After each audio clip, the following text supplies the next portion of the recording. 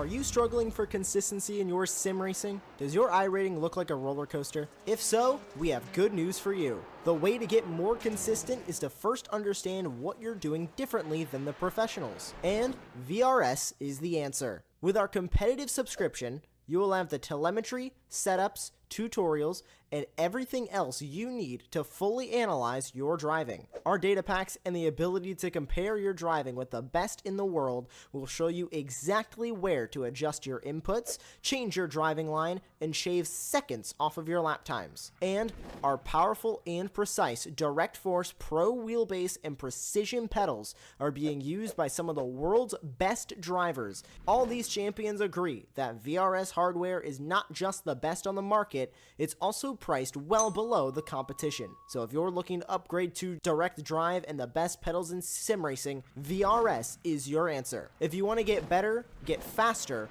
and make it happen sooner rather than later, you owe it to yourself to find out why so many people are switching to VRS. You'll be so glad that you did. Visit www.virtualracingschool.com and learn why the best use VRS.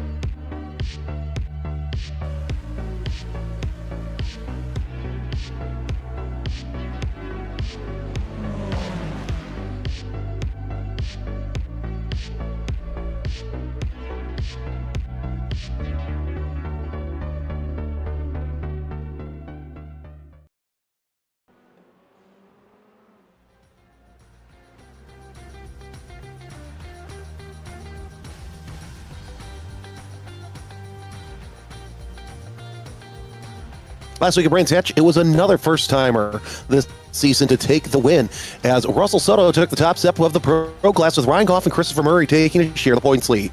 Joel Gamble was your M Victor, with Ethan Armbruster taking a larger stranglehold of the points lead in class. We're back across the pond as SUPERLAP at 4 heads to Snetterton live and in color on Apex Racing TV. Good morning, good afternoon, or good evening, depending on where you're watching this broadcast. My name is Jeremy Scott. Alexa Marshall's alongside, and Jonathan Grabowski is in the dark trenches of the truck, giving you the pictures and noises live and in Memorex. Alexa, I don't think I've seen anybody as excited as you were when you found out we were here at Snetterton. You said it's peak track. British bias. That's all I'm going to say. I woke up... You know what time it is for me. It's very early in the morning. It's dark outside. This is Britain. I'm British. This is not accurate to what it's like right now. It's very dark. It's not nice and sunny, but Snetterton... British bias, definitely. But, nah, Snetterton's like a good circuit. Like, GT3's not so much, but if you put some of the Formula 4 cars around here, like, even in real life, like, it's a circuit made for these cars, and realistically, you're going to get the best type of racing out of these cars at this circuit. Personally, I prefer this to Brands Hatch. I know people are going to call me crazy. I guess you woke up, got out of bed, drug a comb across your head. Come on, gotta have a little bit of fun today. My alarm went off when I woke up. I'm going... Either way we look at it, Murray's up top at the moment, 1 minute 47.227 with Ahmed P2 and Goff P number 3. 16 minutes into qualifying at the moment with 20 minutes on the clock for just over 3 minutes remaining. So we're gonna roll with it, and if I stutter, please do not be surprised, as we are currently watching these guys. If you're new to iRacing, on the bottom of your screen you can... Oh, hello, round goes Campbell. Yep, Campbell going around and round. So Campbell's done for the session. By the way, SUPERLAP F4 and SRF are supported by the Detroit Region SCCA. This league would not be possible without the support of the DRSCCA. Log on to DRSCCA.org for more info. We're watching Murray, and of course, as Alexa was saying, you know, there's a couple of notifiers to see who you're watching. On the left-hand side of the screen, you see the tower, the orange lit number. That is the driver that we are currently watching on the track. At the bottom, you see the drivers running through the Running through the sectors, Grant Sloan with his fastest sector so far in Sector 2. Let's see what he can do running from the 12 spot. You're on board with Murray as he works his way around the left-hander that is Palmer. Yeah, gotta love this circuit. Running on the 300 layout rather than the 200, which you would most likely see all the time in Formula 4s. But 300 layout with the infield, not too shabby, I would say. Like, it's a nice little circuit, and it's, well, I say little, it's 3 kilometers because we're using the 300 layout. It's 2 kilometers if you're using the 200. And then, of course, you've got the 100 layout, which I am pretty sure nobody uses nowadays. But going down in towards the braking zone at the end of the back straight, gotta be looking for the left-hander and into the right-hander. Big corner, big old sausage curb on the right-hand side. Try not to hit it because you will end up losing a lot of time. Down into the right-hander of Bombhole, and then towards the right-hander of Comrade, as they head down and through the right-hander, long right-hander, into Maurice, and then onto the main straight. Of course, you see the pit lane on the right-hand side there. Very interesting pit entry, very similar to Zandvoort. I was going to say Zandvoort, a couple others that I can't think of offhand right now, but Schmidt across the line as well. Murray did his 2 laps. Zohair Ahmad 0.2 of a second behind. And of course, we keep watching Zohair Ahmad up near the front. Would not be surprised to see him, if he's not able to challenge for pole, would not be surprised to see him dice it with Murray there at the lead. Of course, as we mentioned earlier, Ryan Goff, your points leader after the drops. As we take a look at the point standings real quick, in the pro class, Ryan Goff and Christopher Murray tied right now with 99 points. Then you got Don Botts with 97, 95 with Sean Fritz. So we're getting close to those drop points, Alexa. And already you've got 5 drivers you can throw a blanket over and they still can run at the front. Brennan Lotta is that 5th driver. I think that's the interesting thing as well when you have drop points. You get that kind of safety margin. If you have a bad week, well, I say weekend, it's Friday morning here, Thursday evening over in the States, but you get those drop points. It's like a safety margin.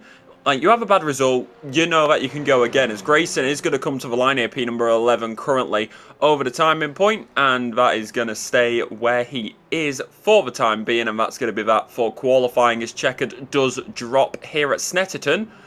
But you get that safety margin, you have a bad weekend, and it's like, well, that's most likely going to be my drop race, especially if you finish outside the top 10, when you usually do not. You see the 200 layout being blocked off there by the barriers. As looking down the back straight here at Snetterton, 300 layout, like I said, interesting one with the infield, but that's going to have more opportunities because a lot of left-handers in that infield, meaning we're going to see a lot of moves down the inside. Yeah, and of course, those left-handers, with the exception of Hamilton, really tight there. You got Palmer and Agostini, which are very tight, nice passing opportunities. Of course, before that, you got the hairpin over at Montreal. So that's going to be interesting to see what happens as we're watching the final throws of qualifying. That is Grant Sloan sitting there in 13th, about 100th of a second off of Ahmed Badoun. Both of those two are not in class. And of course, Armbruster and Sloan right now, the only 2 cars who are still trying to log some time off the final corner, setting up for the front straightaway. Sloan coming to log his final lap across the line. 47.747 was his fastest time, and it does not look like that he actually will be with a 48.705. Nice and clean at the end of the day. And I am just going to... obviously, it's not updated, scanned. However, Montreal no longer exists. Well, it does exist, but it's no longer called Montreal. It's actually called Wilson now. After the late, great Justin Wilson. That's right, yes. Yeah, they changed the name of it. It was either for this year, so 2025, or it was last year in 2024. Personally, I've never been to Snetterton because... God help me to get there. I am all the way up in the north. This is all the way down in the south. I am not paying that much for public transport and I cannot drive. But of course, Centre Straight, Ritchie's, Wilson, Palmer. Agostini, Hamilton, Oggies, Williams down the back straight, then through the Brundle, Nelson, Bombhole, Coram, then of course Murray's and the Senna straight. Only 3 grandstands here as well, interestingly enough. Which, then again, if you look at British circuits, apart from Silverstone, good luck finding a grandstand. I was going to say, because you take a look at how flat the facility is, and you might be able to see most of the facility from where you're at. Warm-up begins now. Let's continue on the point standings real quick. Lincoln Olsen, who anytime he shows up, except for 1 or 2 times, he wins. He's sitting in 7th. Before that, Ahmed Beydoun with a 6th-place finish. Eric Halsman, Ari Reuter, and Zohair Ahmad round out your top 10. You take a look at the AM standings. Ethan Armbruster with a commanding 124-point lead, but he's not taken a drop yet. Alex Carter in 2nd, Hayden Saka in 3rd, Joel Campbell in 4th, and Grant Sloan round out your top 5 here in classes. Working our way through the throes of warm-up. Of course, not many racing series in iRacing do the warm-up and qualifying at the same time. You should qualifying and then grid. So gives these drivers one final chance to take a look at the circuit. It does, and even then, like, if you look, this is the thing with this circuit as well. There is specifically made, even though there's not grandstands, there is specifically made viewing points where the land is raised. So, another interesting fact about Snetterton, which realistically doesn't surprise me if we go down the Bentley straight. This is the thing as well with this circuit though.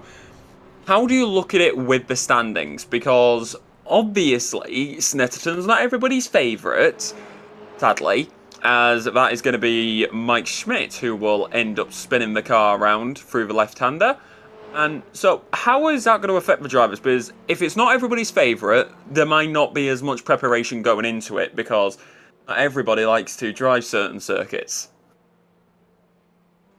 Well, you also have to stop and figure, too. In the chat, they were saying, hey, get out there and practice because we don't do Snetterton that much. So I think this is going to be more of a wild card than we're used to. We saw in Yakota how, that was really wet. Sonoma was a big wild card, we thought, because some drivers went out on wets knowing that there was going to be rain at some point. We did have rain, but I think this is going to be more of a wild card because, like you said, not many series run here at Snetterton. Yeah, I mean, that's another thing as well. It's, even though not many series run, it doesn't really entice it then. So even though Snetterton's been in the game for how many years now, you would think there'll be the knowledge, but unfortunately there isn't, because it's just one of those circuits at the end of the day, as Grant Solon is going to be coming out the final corner, very deep there at Murray's, and onto the Senna straight. So that's going to be that. There is Alex Carter making his way through the hairpin and down towards Palmer now through the left-hander. I think the infield is definitely going... Infield and Bentleys is most likely where you're going to see most of your moves made tonight. Because bomb hole, it's very tricky to keep the car going because that can really throw off your downforce. And then you've also got Senna, but you've got to be careful of Ritchie's as the first corner, as well as Murray's breaks it up quite a bit. So unless you're getting a good run out of there, you're not really going to go for a move. So, like, if you look at the circuit, where we're going to be seeing most of the moves is between Wilson and Nelson. Well, and of course, also, I was about to say that Nelson to Murray's sector, that is going to be absolutely crazy for these drivers because that's just a momentum sector through. Oh, yeah, that's the thing. If you carry the momentum, and you've got to be careful about it as well, because if you carry too much momentum, you're going to be going straight off the circuit. Speaking of Murray's, there's Chris Murray going to the top. Yeah, Murray with his first flyer of the warm-up with the 48.9. We'll see what these drivers can do here in this. Of course, warm-up's just warm-up. Get out there, run some laps, and do some good for yourself as they're making their way through the infield sector right now. We've got, I have a lot of dashes out there, so I'm not even going to count how many drivers we have out there. But starting to see some times Lotta to the top with a 48.831. Alex Carter also there with a 52.415. too bad. And of course, Joel Campbell to the top and warm up as well now. So I think with these drivers coming out on flyers, we're going to see that top time change here in the next couple of laps. Yeah, I mean, it's to be expected. But like you said, warm-up's warm-up. Personally, for me, if you've got a warm-up, I would just use it to maybe just make a few adjustments to the setup. But Scott goes to the top with 1 minute 48.009. 5 minutes into the warm-up at the moment, 5 minutes left. There is Samuel Scott, who is currently sat P1 and going down into the hairpin now as you head foot towards Palmer's again. But personally, for me, warm-up, it's kind of like free practice. It can't really give a proper visual because you never know until the actual racing. Because people may choose warm-up as like a different time. Maybe getting used to the car a bit more on higher fuel, maybe getting used to it on lower fuel, maybe just getting acclimatized to the circuit a bit more. So you can never really use it as like a looking point, as Ahmed has gone P4, 1 minute 48.879. I do not want to imagine what time it is over there. By the way, no relation between myself or Samuel Scott. Located on the world-renowned Woodward Avenue in Berkeley, Michigan, SUPERLAP is a sim drive studio space to meet and compete with professional-grade racing simulators. They are a premier racing and drive experience venue. They'll help you achieve your motorsports goals with education, practice, and training. Many of your favorite racers use a sim. Why shouldn't you? You can race and practice against an AI roster, go head-to-head with other humans, or both. They also offer league play like DRSCCA League. Go to superlap.world for details. And now we're starting to see these drivers take these practice starts, normally what we see halfway through warm-up, and indeed, it's great that they decide, you know what, we're just going to get out there and run these practice starts so we can, know not to be stupid. It's very rare that you see these practice starts end in tears here with the DRSCCA. Yeah, practice starts never really disappoint because you start to see a bit more into the racing and how these drivers do fare, because there may be some drivers who are like a little bit slower on a race start, maybe can't get off the line as well, but by doing these practice starts, it enables them to be able to find where that key point is. Maybe they're putting too many revs into it, and so that maybe they're putting maybe just a little too little revs into it. Like, you want to find that sweet spot, and the practice starts to allow that, but also the side-by-side action, as somebody got all the way up there, as there is Arm Brewster, as this right now is Ahmed, who's on the inside, nice and tidy around the outside, is going to go red car. Now on the big old jump over the sausage curb, RIP that rear wing, as that is why you do not touch the sausages on a racing circuit. Through bomb hole, round goes Ahmed, as he also lost his rear wing. I think his rear wing got sniped off by the red Formula 4. I was about to say, don't touch the sausage. Well, we're not going to go down that road. Chris Murray with an off track. Corey Gordonier also with an off track. So drivers trying to find the limits here in these next couple of laps. We see Scott with a slowdown penalty he has yet to serve. We'll see him do that here shortly. You're watching Grant Sloan. 48.795 is his time with just a scant handful of seconds left in this 10-minute warm-up session. Never know until it's over, as it is nearly time for the racing action. And you know what? You're here a lot more than me, Jeremy. What are you predicting? Mayhem and calamity. Yeah, just mayhem and calamity. Because it's F4s. Come on. You said that last time we were together. And what happened? Mayhem and calamity. Exactly. It's like I have a crystal ball, but I'm too cheap to have a crystal ball. Crystal balls are expensive. They are very expensive. No chance of precipitation. What is this? We're in Great Britain. Trust me, as a British person, it rains all the time here. Well, the last time we had no chance of precipitation, what happened? We had precipitation. Yeah, well, we'll see. We'll see what happens. I'm not holding my breath because, I know we're in the UK, and I know exactly what happens in the UK. As you saw there, 20 degrees Celsius, the ambient temperature, about 30 degrees Celsius, your track temperature. So the track is really warming up. 30 seconds left to go in this practice session as we see Walters coming across the lot, around the circuit, I should say, heading into Hamilton. You know, as an announcer, it's nice that they have the corner names right there on the entry, so I have to constantly look at a track map. Oh my god, no! Thank you for also saying that. I was just saying that to my mates, like on about this circuit. It would be nice if other tracks would do that. Like, come on, it makes it so much easier for us commentators to just be able to be on the racing action and not have to look at a track map on the side as the checker does fall here in the warm up. It's just nice to be able to actually see what the corners are. Like, nobody wants to be having to look at a different screen to look at a track map and miss some of the action.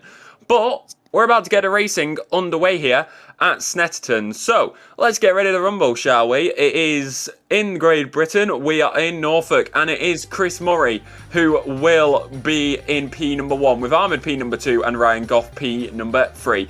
Don Batson sits P number 4 with Bruno Canovas in P number 5 with Gavin Walters in P number 6. Sean Fritz sits P number 7 with Ethan Armbruster, sits in P number 8 with Samuel Scott. Behind in P9 and rounding out the top 10 is Brannon Latter. Then William Grayson in P number 11 with Grant Sloan in P number 12. Going into P number 13, it will be Ahmed Beydoun with Joel Campbell in P number 14, Archie Woods in P15, Mike Schmidt in P16, P17 goes to Alex Carter, Corey Gorandia sits in P number 18, and then Abdul Huda will sit in P number 19. And of course, it's a lovely little rolling start, and I see a Porsche ready to take him round.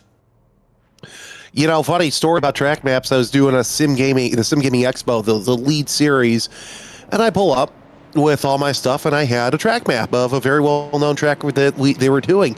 And my co-commentator looks at me and goes, Jeremy, you should know this track like the back of your hand. It's like, but yeah, sometimes I forget where I'm at. So I need that little reminder. Doesn't matter where you're at. I'm a professional. I don't want to be caught out with my pants down. It's never a good thing. Field working their way through Brundle for the final time at slow pace. Again, this will be 30 minutes timed with after the end of the base lap.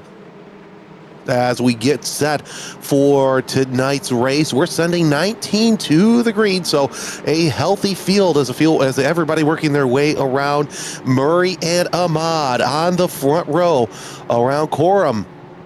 They'll make their way around that right-hander. We'll see the Porsche pace car come off the circuit here as they work their way through Murray. So the long right-handed sweeper awaits the field as everybody making their way through the penultimate corner. The lights are out on the pace car as it starts to pick up pace, and the field slows down a little bit to kind of bunch everybody up. I want to thank you for joining us here on Apex Racing TV. Of course, I want to thank Detroit Region SCCA and SUPERLAP, as well as Waterfield Hills Road Racing, for supporting the series. Pace car is off. We're just about set to go racing here at Snetterton. It's 30 minutes of SUPERLAP F4 racing, and we are about to go green. We're underway as we go 2-3 wide at the line. So far, so good as the field works their way heading into Richie's. And we already have problems. 2, 3, 4, 5 cars involved in that incident. A lot of cars, fast cars at the back involved. I see 4 cars already. Looks like Fritz, Armbruster, Scott, Sloan, and Walters all involved. Not what you want going down into... I was going to say not what you want going down into Richie's. That happened before Richie's. Murray's got away with that one scot-free. He's off ahead, but now Ahmed's going to go down the inside. Bat's getting past Canavas behind as well. Looking like Goff is going to try get into this one as he continues down in towards the braking zone, trying to hold on to that inside line. And 4 drivers, like you said, Fritz, Sloan, Walters, Scott, all with the meatball flags. They're going to have to go back to the pits and get those sorted. Armbruster and Gorandi are going to be able to continue on. A little bit of blipping there on the inside for Ahmed, so how's that going to fare for him at the end of the day? But now going down in towards the braking zone one more time through the right-hander as you head towards Williams, and then onto the Bentley straight as Goff gets past Murray. Irko points later, taking the second spot. Here's the replay, and I'm wondering how Armbruster was involved in the incident and didn't get a meatball flag. But yeah, just one car touches where the other one wasn't. Really, it was just a classic case, Alexa, of driver thinking that he was clear, and he wasn't. Yeah, having a touch on the rear left. Yep, you see that moves to the right, touches the rear left of the red, blue, and white car. and that is the catalyst which will make the incident continue to unfold down the main straight, as that is Ahmed, who has had a meatball flag while we were looking away. So what has happened to him? Is that an incident down in Nelson? As we do get a replay here, as we continue down. Let's see what happens. This is what happens. We're looking at Ahmed here. He's falling all the way back. Is it just straight on? Is it a sausage curb? Oh no! Goff on the inside. Hits Goff on the inside. Front right lock up. Hits the curb. Gets sent on. It is like it's locked on, and nothing much either driver could do there. Well, Ahmad's still out there on the circuit in spite of having the meatball flag, so we'll see him get back out there. A little bit of smoke there at the back, and yeah, that's Woods who's involved in that spin. So Archie Woods with a problem there at the Wilson hairpin. He's back underway, so he'll fall all the way down to 12th place as we'll watch. Let's see here. So comes off there.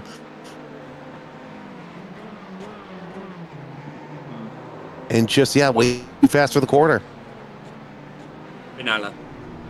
Simple way to put that. It's a classic spin on the inside. Rear end kicks itself out, and round you go as Ahmed is out of the race. So that is them done and dusted for the night. Woods and Carter right now looking to fight, as that's Carter who got that is nice and tidy on the inside. Carter's fallen behind Woods now as they head onto the Bentley straight once again. You can see the gaps. It's P1 to P5, all pretty tight, as well as Schmidt and Armbruster, as well as Woods and Carter, as Bats is going to fall all the way down the field. What has happened to him? He has gone off at Nelson, and that is most likely another touch of a sausage curb on the inside, I would guess, as Goff is going to go through on the inside. We will get the replay.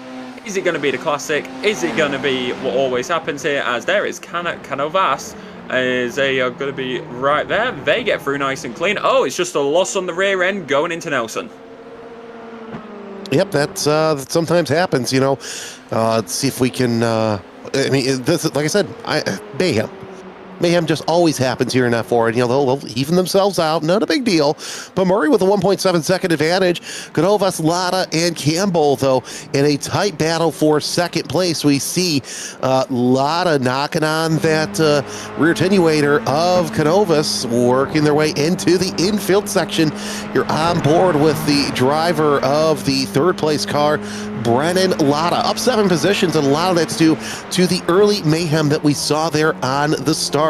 So far, so good, and this is what I love about F4. While there is some sort of aerodynamics, you still got to rely on mechanical grip. So you're going to see that wiggling. So you have a little bit more aerodynamics than you would in a Formula Ford.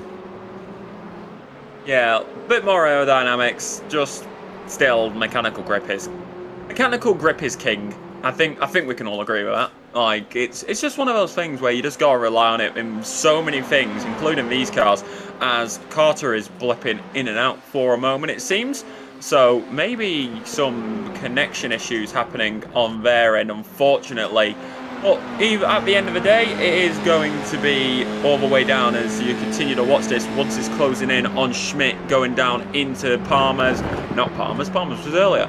Now into Nelson, Brundle at Nelson, and then continuing on down and through the right-hander. Through bomb hole we go, and nice and clean, keeping the car straight, keeping it within those parameters. Got to go a little bit deep there, did Schmidt. That's going to give an opportunity for Wood to close in the gap, down into continuing through Coram. Goff is going to get past Grayson, down into Morris now, and onto the centre straight, but that out of Morris, that's incredibly deep there for Woods, and that's going to cost him the time. Also, don't forget the Waterford Hills Road Racing in is Metro Detroit's only permanent sanctioned road course. Located in Clarkson, Michigan, Waterford Hills hosts a 6-weekend series, competition driving school, and 9 public open track days. As one car goes off and on no harm, no foul. The track goes hot from 10 to 6 and is open to the public. A nominal $5 entry fee is all it takes to get you close to the action.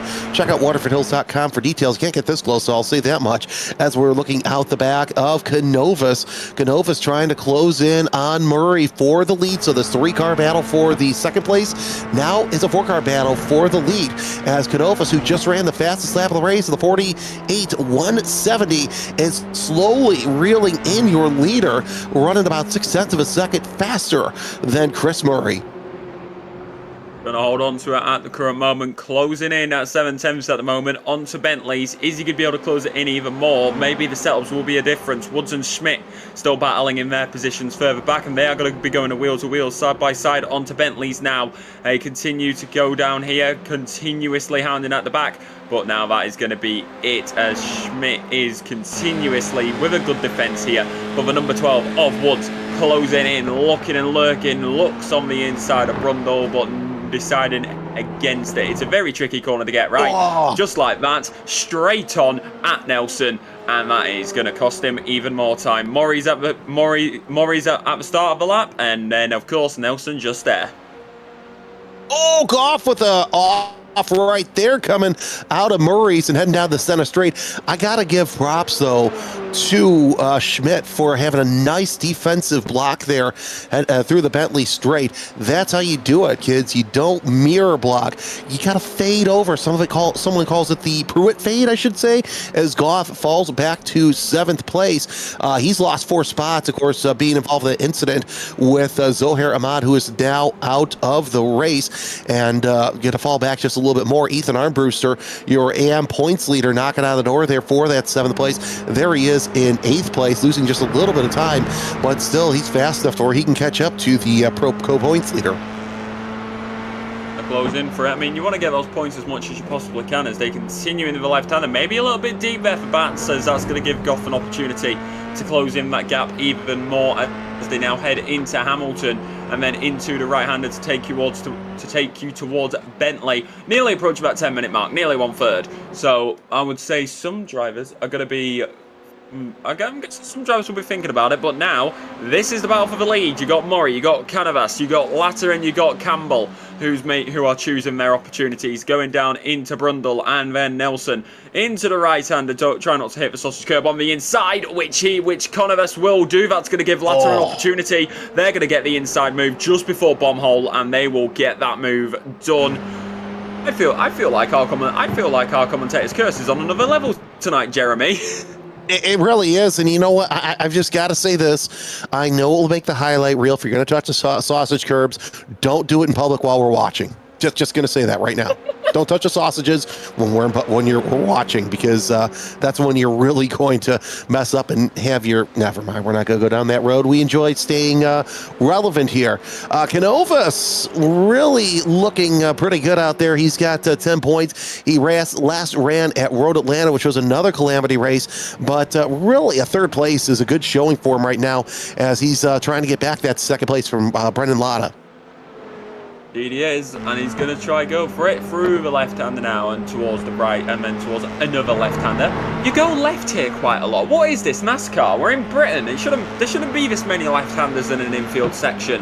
Heading now down the inside, going to dive it. Is Canavas. He's going to get it. He's going to get it done. 23 up in a P2. Nice and smooth there. Clean overtake. That's what you love to see, and he's going to hold it through Hamilton.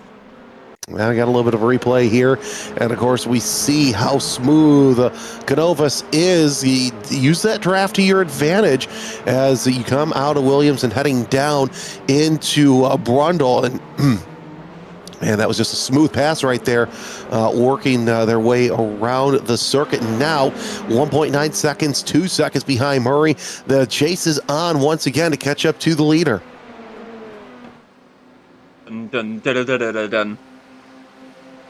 As that's right now, he's going to be on the rear of this. They're going to be continuously here. Bats is on the ball. Big hit of the sausage curb. On the inside now goes Goff, looking for the move into bomb hole. They are going to hold it wheel to wheel, side by side, but that's Goff going to go through. And Jeremy, you just said the chase is on. You just reminded me of a TV show. Well, I know some of our listeners might recognize the possum. The race is on. Here comes Pride in the backstretch, but Heartache is going on the inside. And that's kind of the theme of F4 so far this season, with a lot of these drivers just ending up in these battles and just, touching each other's wheels. It happens here in open wheel racing, especially in the sim. We're watching this battle for 5th place between Baydoun, Goff, Bots, and Armbruster. Ethan Armbruster really catching up as well. So you got a 4-car battle for the lead as Lotta tries to go around the inside of Campbell. So Campbell looked to the inside, not going to make anything happen there. I'm still calling this a 4-car battle for the lead because Murray, although not taking the wheel wrong, here comes Campbell to the inside, and he's going to get it. Lovely move at Agostini, and they're still going to hold it down into Hamilton, but that is going to be Campbell who will stay ahead in that moment, and they are going to continue now through the right-hander once again as you head out of Oggies through to Williams. This is the interesting part. You get to this part of the circuit and you try and hop in the slipstream. You want to be in the tow as much as possible down onto Bentley's because you really want to get the move done before the Brundle and Nelson, which latter is going to try to get done here. Campbell is going to be right there with him onto the inside now. Latter is going to get the move done, and Campbell backed out there. Did not want to be wheel-to-wheel side. Did not want to be side-by-side through that, but Latter is going to then make the mistake of going deep on the inside. Oh, that is Latter round after having a touch of the front wing from Campbell. Oh.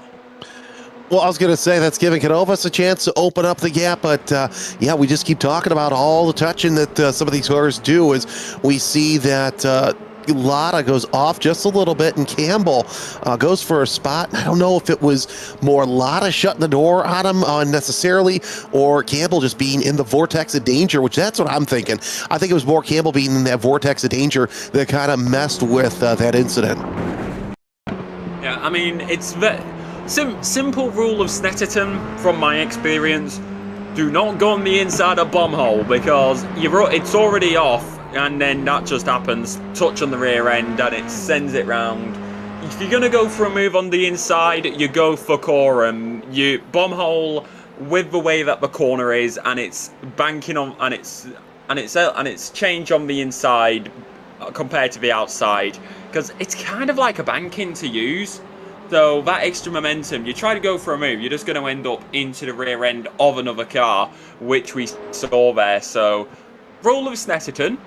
Don't go for a move at bomb hole unless you know it's going to stick and you're already side by side.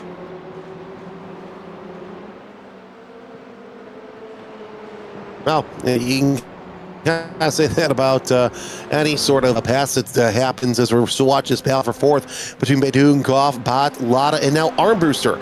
So a 5-car battle for 4th place heating up.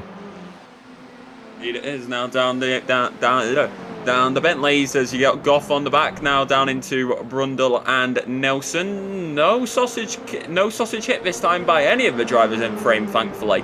So now going to be holding Goff behind is Baydoun as they have I think Armbruster just had a blip there for a moment as you continuously head through Coram, through the right-hander, into the braking zone of Murray's, into the left-hander. Don't go deep, very much on the edge of it there was Goff, but now is he going to be able to carry the extra momentum he may have picked up? Heading now down towards Ritchie's as you head down the centre straight. Is he going to be able to hold on to this one? We're about to find out. Goff tucks under the rear wing of Bots. He has Wilson to get through. Let's see if he dives in deep. He probably thought better of it because of what happened there earlier on in the race with Zohair Ahmad as once again Goff hangs onto that rear wing of Baydoun. You're on top with Goff as he works his way into the infield section once again. We're just past halfway, and we've already had a lot of mayhem and calamity happen. You see Sean Fritz 2 laps down. He was involved in that early race melee with himself, Armbruster, Sloan, Walters, and Scott. Sloan, Walters, and Scott all out. Then not too long after that, Ahmad and this driver, Ryan Goff, were involved in confrontation there, going into a battle for 2nd place. That's given Murray a chance to close in because Campbell and Canovas, they've all fallen back as well. So as the drivers head their way into Williams, Goff closes in within 0.2 of a second, and now 1 as he sets himself up for the Bentley straight. It up again, go for it as you got Baydoun who's going to defend here. You got Goff on the outside, he's going to be on the outside, then inside through Brundle and then Nelson, wheel to wheel as you get the helicopter cam up in the sky, and he's going to be just backing out of it, decides against it, and that's going to be Goff who will end up going deep. Is Bats going to be able to get an opportunity here? He's going to be on the inside. They are side by side. It's going to work through bomb hole. Lovely move there by Bats to get the move done. Now Latta is also going to be on this one. He's right on the rear end of Goff as they head through Coram down towards Murray's now, heading through and holding on to it into the left-hander. Don't go deep. It's going to be nice and tidy by all of the team, and that is going to be now onto the centre straight. So Goff falling back just a little bit, but still within striking distance. Technically, that's given Lotta and Armbruster a chance to close in as well as we're working lap 10. I would say about 9 or 8 laps to go in this race, and this is a great battle here for third place now as everybody has closed up to Campbell. They've really tucked in, and it kind of gives... This is the meat and potatoes of F4 racing right here, as these drivers are all nose to tail, line of stern, as they head their way in Agostini. They'll hit the brakes pretty hard, as it looks like Baydoun's going to look to the inside of Campbell through Agostini. Not going to make anything happen, but still, you've got Hamilton and Aggies to think about what you're going to do coming off of Williams. Think about it and line it up. That's what you want to do at the end of the day. Like, you want to get it done on you want to get it done on Bentleys. That's the key factor. Maybe even Richie's if you're in the first half of a lap, but Campbell's going to have to defend this one because he's got so many drivers behind him. He is the one at risk at the moment. So if there's anybody who has the chance to lose the most positions, it is that man. He's defending the podium at the current moment, which he's doing at a pretty well. He's doing it at a pretty well level. Baydoun got to be holding off the car behind. That is of course going to be Bats. Goff also there, but Goff is going to go on the inside of Bats a little bit further back. Do they get it done through bomb hole? It seems like they do as they stay ahead on the timing point, but wheel to wheel, side by side now through Coram. Bats and Goff in the background. You see them there. The green on the inside, that is Bats. He's got the move done heading through Coram. Now he's going to be heading, oh no, he's deep. He is off at Maurice. He's going to lose out to Goff. He's going to lose out to Latta. Is he going to lose out to Armbruster? Yes, he does. Well, and that's how quick it happens. One wheel off, and that is exactly what you do. So nonetheless, Bots falling back. Armbruster now sets his sights on Latta for 6th place. Where does that put us in terms of the AM lead?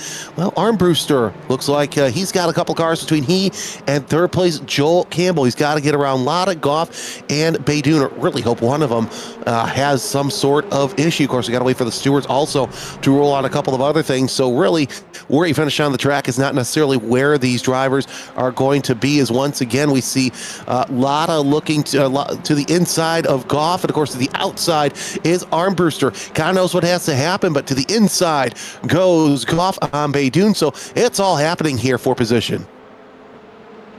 All for position, all for points as we approach the 20-minute mark. 10 minutes just over is remaining in this race. Now down into the back straight once again, onto Bentleys. Who's going to be able to hold on to it this time? Goff all over the back of Baydoun. Is he going to be able to get under the rear wing and get into that toe? It looks like he will. Will he pull over to the left or will he pull over to the right? Baydoun is going to defend it. Now it's going to be Goff who chooses the right-hand side. Wheel to wheel going to be this time round, but Goff is once again backing out of it. Seems like they're choosing the safer option to not go for a move through Nelson and Brundle, as that is going to be Bats off in the background. You saw the rear end kick out. You saw the car go off. That green car is now part of the green grass here at Snetterton as they head through the right-hander now. Thankfully, there's no brown on it, so it's not muddy like in real life. Well, there's brown somewhere, but it's not outside the car at this time, as Campbell knocking on the door for 3rd place as he loses a little bit of time there through the Senna straight. You're looking out of the back of Baydoun as he tries to defend and play offense as well for 3rd place, holding off Goff. We know how good Goff is, but he's got to keep all 4 wheels on the pavement. To the inside goes Baydoun. Oh, the lockup from Campbell's. He's going to lose 1, 2, maybe even 3 spots. That's exactly what Armbruster needed. Now he sees the AM leader within sight. He just has to get around 1 car, and that's Brennan Latta. He's going to want to decide again. He's going to want to hold on to it, which he will be doing. And now they continue into this, but now Latta's going to go down the inside, and he's going to be able to get it smoothly done at the end of the day. That is nice and clean as we are now into the final 10 minutes. Now, the interesting part about this as well, who is going to benefit the most? Because, yes, Baydoun is green air, as Campbell is going to go deep, and that's going to give Armbruster an opportunity. Oh my god, they've come together, and apparently, Campbell is also going to mount the rear of Armbruster's car. That is not what you want to see. What on earth happened there?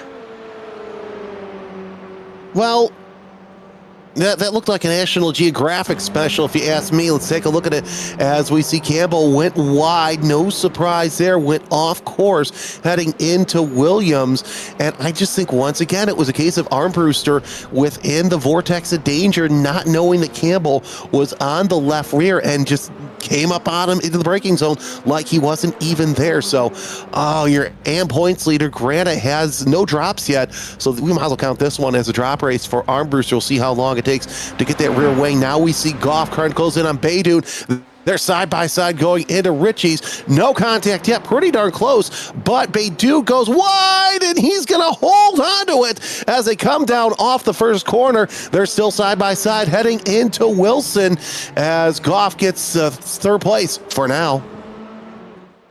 Holds on to it in the time being, but how long is that going to last for? Because you've got Latter as well. These three have been going at it like no tomorrow. It's a shame what happened with Armbruster and Campbell there, but now it's come down from a 5-car fight to a 3-car fight, which can make it even more interesting, because as you get closer to the end, a bit of desperation may come in. You may want to get that final place on the podium, which Goff does currently hold. Baydoun is going to be trying to close in on it, but Latter's also going to get a front row seat. They're going to be able to see what Baydoun and Goff are doing, where they're going to be making the mistakes in these final 7 minutes. And now Armbruster is going to be losing all the time to get that rear wing on. He's going to be down in P number 15 at least at this rate, because it's going to take precious time to get it, as Latter is going to be looking for it. Goes for the left-hand side. Is he going to back out, or are they going to go for the move? It's number 16 on the inside, and they will get the move done just in to Brundle. But now heading over through Nelson, it's going to be over the curb. Baydoun is going to take advantage as Latter went airborne, but still good defending from Latter there, because he was thrown off a little bit, but then he was able to defend it by planting it straight in the middle of Snet. Well, Alexa, what did he do there? He touched a sausage. He touched a sausage while we were watching, and he got caught out. So nonetheless, Baydoun goes from third all the way back to 5th place, as now Goff 11 seconds in arrears. Looks like for now your podium's set unless Murray puts a wheel wrong, or Canovas, really. Any one of those three can put a wheel wrong, and it'll be race over for them. This is the battle for the race between Latta and Baydoun. As Baydoun closes in, we're seeing the lockup through Wilson. That's going to give Baydoun a chance to close in, heading into Palmer, as now that the lead that Latta has for 4th place closes to about a car length or two, coming out of Palmer and heading into Agostini, as a little bit of dirt's kicked up. That's giving Baydoun a chance to really close in. So with a handful of minutes left, it's still the race of the now the race we see between Latta and Baydoun, really with SUPERLAP F4. Come for the racing, stay for the calamity, because no matter what, you're still going to have a little bit of fun. Either way, towards the end of it, anything can happen at the end of the day. Never say never in racing, as it is Murray who leads, followed by Canovas and then Goff. It's Brazilian. It's a singular Brazilian in the middle of all the Americans inside the top 10. So now, is it going to be an upset here on British soil? We're going to find out, as it's 1.6 between the leaders at the current moment. Latter and Baydoun now in this fight. Goff maybe kicking up a bit of grass there, but keeping the gap pretty similar. But he is going to lose out a bit of time, about a 10th. To Latter there, as Baydoun also actually went a little bit slow, so they're losing time now to Latter. So in these final 5 minutes, it definitely seems like Latter and Baydoun are the ones, as you look at the timing. Top 10 separated by 40 seconds, and then just over a minute for Carter, Huda and Goria, and 2 laps down is Armbruster and Fritz. Armbruster is on the pit exit, so what's going to happen there? This is your previous lap times in between the top 2, and it has been Murray in control, apart from lap 11 and 12 being just about faster, half a second faster on lap 11, but in the previous 2 laps, it was Murray who was 2 tenths faster, and then on the previous lap, half a tenth faster. So the gap seemingly opening up ever so slightly. So if it's anybody's race to lose tonight, it is going to be Murray's. And I want to strike it and reverse it what I said earlier. You know, with SUPERLAP F4, come for the calamity, stay for the racing. Canovas, about as close as he's been since that off. I'm wondering if he had suffering a little bit of damage is why he's not able to close in on Murray. Taking a look at their lap times right now. 48 dead for Murray. Canovas with a 48.111. Baydoun with a little bit of an off course. So Bots gets around him. Highest climber of the race so far is Mike Schmidt, up 8 spots to 8th in the 129, as he's sitting in there pretty in 8th place. Really, everybody has found a bit of a gap, so we've really stretched out here in the final couple of minutes of this 30-minute race. But as we said, anything can happen here, and it usually does, as that as we mentioned, the wing change on Armbruster has taken a couple laps, so we can use this as a bit of a throwaway race for Armbruster. And oh my, we see that Canovas is starting to really amp up the pressure, but is it too little too late for the Brazilian, as he's 1.6 seconds behind Murray, but still closing in on the same lap time as your leader? Oh, we're going to find out. You can bring the gap down pretty quickly. Fuel consumption may play a factor. How much fuel did you load up? Was there maybe an extra litre or two in Murray's car? That's going to add extra weight. So either way, you decide in your setup and you decide on circuit going into the left-handed hours, as Huda and Gordiner are going to be closing in as well. That's down to 7 tenths, 6 tenths, 5 tenths. They're closing in pretty rapidly in the background. So that's going to be about outside the top 10 in these final in this final 2 minutes. But right now, Canavas is going to be right there as Gordiner is going to get past Huda actually. So did something happen? Oh, that gap has something happened to Huda. As Huda went off. Producer that. Yeah, we're hearing from our producer that Huda went off. Let's take a look at this replay as we're watching the 92 blue, and yep, just a little too fast there, coming off the. Oh no, just loses that. I think he just misses the apex, and the back end wants to see what the front end is looking at as we roll on. So Murray yet to get the white flag here as comes around the final quarters. I think he's going to get the white flag as he heads into Murray's for the penultimate time. It has been all Murray all race long, and he's got to come out of Murray's to win this race. Can he still do it? That gap is close to 1.5 seconds as the field now gets the white flag. 1 lap to go for Murray and Canovas. Looking at these gap times, we see that Canovas has closed in 0.2 of a second. Each time, I'd say close to 0.3 of a second, but it might be too little too late for the driver from Brazil to capitalize. He's got to hope something's going to go wrong with Murray. Into the in for the final time out of Palmer. You see your leaders working their way around into Agostini.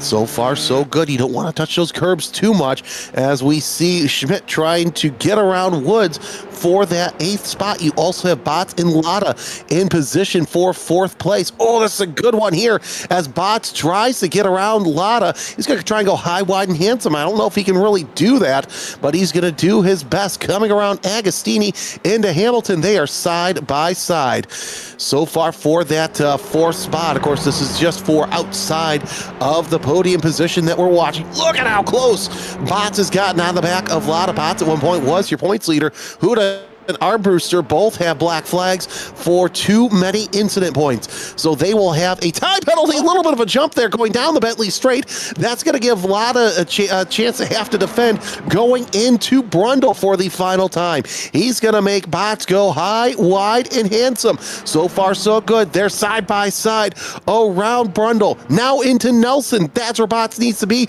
but he's going to tuck in. But nonetheless, coming out of Murray's is going to be Murray. It's Chris Murray. Who is your winner here at Snetterton? Canavas, P number 2, and then it will be Goff, P number 3 it seems, but this is Latta and Bats out the final corner. Murray's one more time in this race, but it looks like Latta is going to have the defensive drive, losing the time out of the final corner as Bats. Goff comes across the line for P number 3. Latta will pick up P number 4 after that. Amazing battle with Bats on the final lap. So now that is going to be it for them. Baydoun is currently set for P number 6, which he will get. Campbell would be P number 7, unfortunately losing out on the fight for the podium after an incident earlier on in the race with Armbruster. There is Woods to the line now. He's going to defend off Schmidt, with who will come home P number 9, Woods P8. Then Grayson is going to come home P number 10. Huda and Armbruster are going to get the black flags, are going to get the penalties. So the question is, are either of them going to lose out to Fritz? Well, we'll see what happens after the time penalty, but nonetheless, that was, again, a heck of a race in spite of all the issues that we had here. But nonetheless, a fantastic showing by Chris Murray, your winner here at Snetterton. Had a challenge there a little bit later on as we see Alex Carter coming across the line. They will finish in 11th spot. I know Carter's been having some issues with, coming off of some medical issues, but nonetheless, great to see them back behind the wheel. Corey Gordonier also coming around to finish with Fritz in tow as well. Fritz, of course, involved in that early race incident, but Fritz and Gordonier, they will come down the center straight and take the checker flag. Gordonier will finish 12th, and Fritz will finish 15th. One lap down, of course, that is going to be, well, Fritz decides to just tub the car, which, why not, I don't think his engineers will be there. Oh, he's also sheared off the rear left suspension. There's your results. It is Chris Murray who wins. Chris Murray, your winner. Bruno Canova sits in second place. He was the only driver to really have anything for Murray. Of course, having that off in the middle of the race kind of spoiled things nonetheless. And Ryan Goff rounds out your podium. It's Brendan Latta and Don Botts in the top 5. Ahmed Baydoun 6th. Joel Campbell 7th, Archie Woods 8th, Mike Schmidt 9th, and 10th is William Grayson. By the way, your AM winner looks like that will go to Joel Campbell. 11th to Alex Carter, Corey Gardinier in 12th, 13th Abdul Huda. Good showing for them in their first race this season. Ethan Armbruster, Sean Fritz finished multiple laps down, with Zohair Ahmad out of the race, as well as Gavin Walters and Samuel Scott. Grant Sloan rounds out your field. Sloan, Scott, Walters, all involved in that last,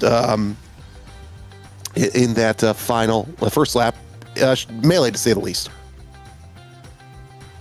Yeah, it was definitely an interesting one, I would say. Snetterton is always a good circuit, like it proved tonight. I will defend Snetterton with my heart. And I think it definitely shows, like, Murray drove away with it. It was very unfortunate with the opening lap incident, which happened before we even got to Ritchie's. So I would definitely say maybe a bit of spatial awareness would be looked into for needed, but majority of the time it does seem like they were just minor taps, and we know what happens with race cars when you give it a minor tap. They completely decide, I'm going to go the other way, and that unfortunately caused a massive incident. We lost a few rear wings tonight as well, so engineers are going to be working overtime to next week. Where do we go next week, Jeremy? That's a good question. I'm actually checking that out right now. By the way, if we had spatial awareness, half this series, half these races would just be draft fest. So, yeah. So nonetheless, lack of spatial awareness, absolutely fine with me. Oh, I'm here. We're going to one of my favorite racing circuits in the country, Barber Motorsports Park. We go from one of the flattest racetracks here on the circuit to one of the most elevated, friendly circuits. I absolutely love Barber Motorsports Park. Let's go to... Alexa, I'm going to have you go down pit road right now because we've got our race winner, Chris Murray, who is standing by. Chris Murray, you are live on Apex Racing TV. Seemed like a pretty smooth race for you tonight. Talk us through it, because you got away really scot-free after those first 10 minutes. Yeah, I mean, really, I think the first lap, I I felt like I kind of gave away my pole position, and I was just going to sit back and, sort of see what happened. And I think it took less than a lap, and suddenly I kind of found myself all alone. Yeah, I mean, it was pretty dominant tonight. Obviously, we know that not many series use Snetterton. So, what was the plan going into this race, especially considering how flat the circuit is compared to where we'll be going next week? Yeah, I mean, I think I got kind of lucky because when the circuit first came out or first became free, I was part of a bunch of public lobbies that were here. There was PCC and the Miatas, and I think even the F4s. And I didn't realize that so many people had never really been here. So I think that gave me a little bit of a home field advantage. But yeah, it was really just about surviving. I mean, the curbs here are kind of crazy, and we saw what happened. So yeah. Yeah, lucky to not lose a rear wing tonight. Going from a flat circuit to a circuit with a lot of elevation, which I know Jeremy is very happy about. Do you think there's going to be a game plan difference? Because obviously Gravity is going to be doing quite a lot of work next week.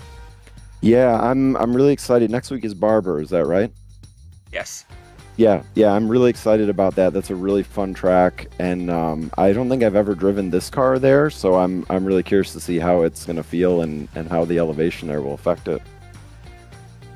Well, fair enough. That is pretty good for you tonight. We shall let you go. Before we let you go, is there anybody you would like to give a thanks to or shout out to?